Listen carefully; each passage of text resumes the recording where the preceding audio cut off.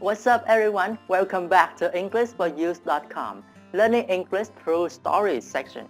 I'm Trí and today we continue with episode 3 of Life Exchange, written by Dooley and published by Express Publishing.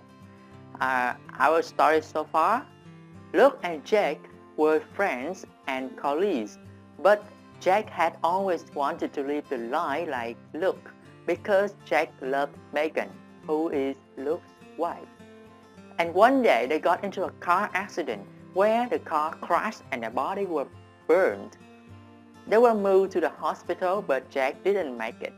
Only Luke lived on, but all his body was burned and he had to wear the bandages all over. 6 months later, Luke recovered and he went home with Megan and his son, Nathan. They were all very happy until Luke took out a cigarette and began to smoke.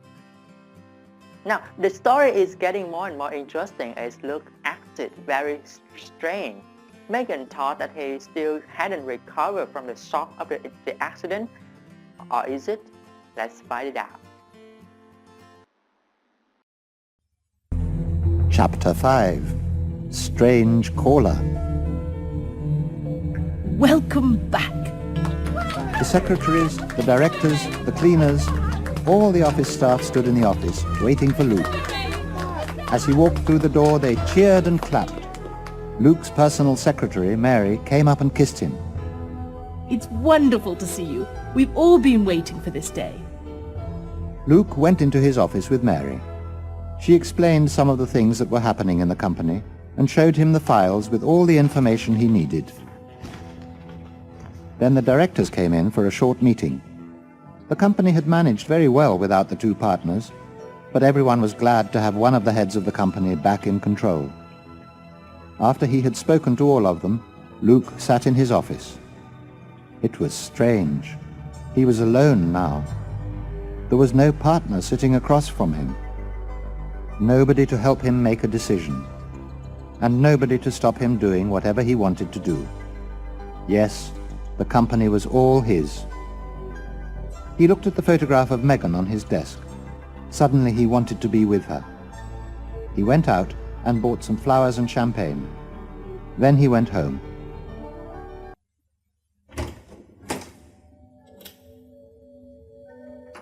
Hello, darling. You're early. What a nice surprise. Oh, lovely flowers. Megan put the flowers into a vase. She carried the vase into the hall and put it on the table under her favorite photograph. It was a photograph of Luke, handsome, happy, with kind, smiling eyes. Later that evening, they drank the champagne together. To a wonderful new start. Cheers, darling. Cheers. And to my next business deal. What's that, darling? The new building for the children's home? No. To the new office building I'm going to build. Right in the middle of the city centre. Office building? But I thought you didn't want the office building. Well, I do want the office building now. I am going to name it after Jake. The Fulbright Centre. Luxury offices. But you wanted the children's home so much. And the city is expecting you to build it. Luke looked at Megan. His eyes were wet with tears. I must do this, Megan. It was Jake's last wish before he died. Well, I can understand those feelings in your private life. But Luke, do you think you should listen to your feelings and emotions in your business life? He was my partner, Megan. He died and I lived. I owe him this. Just then, the telephone rang. Luke went out into the hall to answer it. He picked up the phone and heard a strange noise. It was a voice. Well, like a voice, but strange. It seemed very far away, but at the same time as if the speaker was standing right next to him. He looked at the flowers on the hall table, and he tried hard to recognize the voice. Why? Tell me why. Luke didn't say anything. He waited to hear more. Why are you doing this? Why are you doing this? The voice got stronger as it repeated the question. Why are you doing this? Luke was frightened. Very frightened. He put the telephone down. At the same moment, he looked at the photograph above the table. Megan's favourite photograph of her happy, smiling Luke. The photograph moved. It clearly moved from side to side. Then it moved forward away from the wall. Luke stared in horror as it crashed down to the floor. Tiny pieces of glass and torn pieces of photograph flew across the hall. Megan rushed out into the hall. What's that? What happened? Oh, my photograph. Luke was white and frightened. But he answered Megan. I'm sorry, love. I lifted my arm up. I knocked it off by mistake. I'll clear it up. Megan looked at him. She was a bit worried.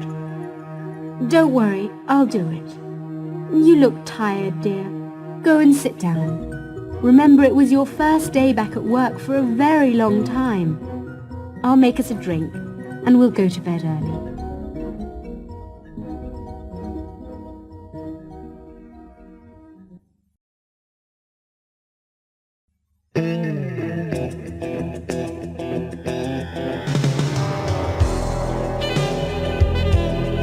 Chapter 6. Suspicions. Cheers, darling, and a happy birthday. Megan lifted her wine glass and looked into Luke's eyes. And many more of them, together. She kissed him and they drank their wine. Nathan looked at the barbecue. Not too many more glasses of wine, Daddy. Look, you're burning the steak. Luke turned to the barbecue and moved the steaks to one side. Hey, you used to be really good at cooking barbecues. What's happened? Too much wine. Quiet, Nathan. Luke, you don't look too well. Are you sure you're all right? Here, I have some beef curry for you over there. That should make you feel better. But Luke didn't eat the beef curry or any of the barbecue food. Megan was worried. Darling, really? What's the matter? It's okay, Megan. I'm just not very hungry. The telephone rang. Luke went to answer it. A familiar voice spoke to him. Happy birthday, partner. An echo from the past. Luke's face became white with fear. He put the phone down and walked back into the garden. Megan saw the colour of his face. Luke, love, what is it? You look terrible. Who was on the telephone? Nobody here. It was a wrong number. Well, come over here and cut your cake. Okay, everyone, here he is. Happy birthday to you. Happy birthday to you. Happy birthday, dear Luke. Happy birthday to you.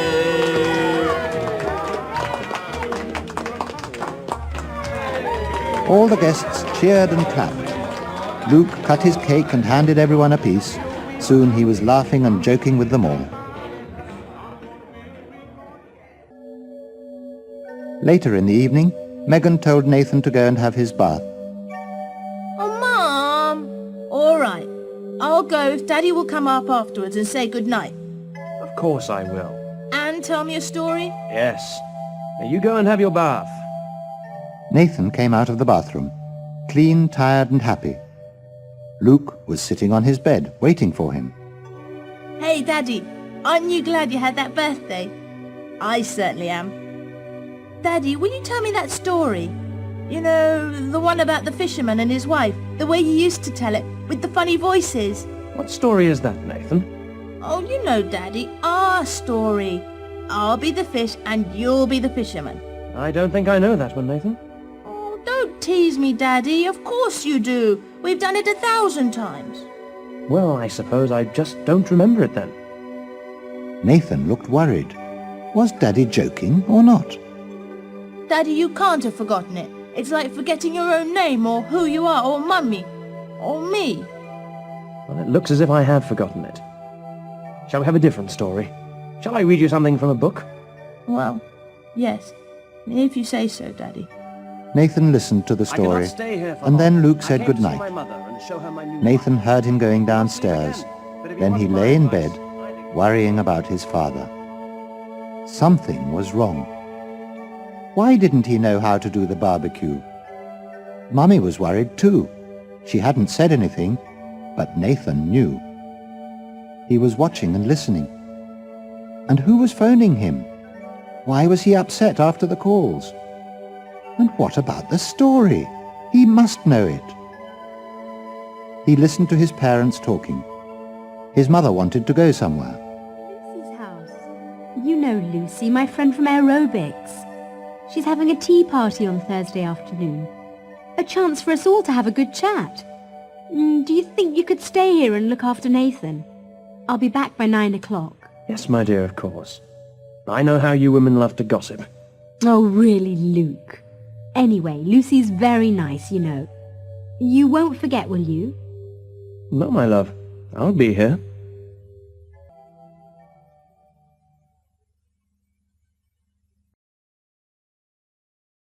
Whoa, whoa, whoa. Luke decided to build an office block. He didn't like beef curry and he forgot Nathan's favorite bedtime story. It's like it wasn't Luke anymore. And what's with that telephone call and a moving photograph? Ew. That's it.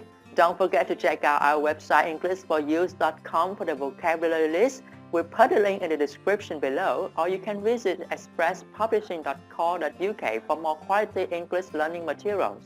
Thanks so much for watching and stay tuned for the next episode of Life Exchange.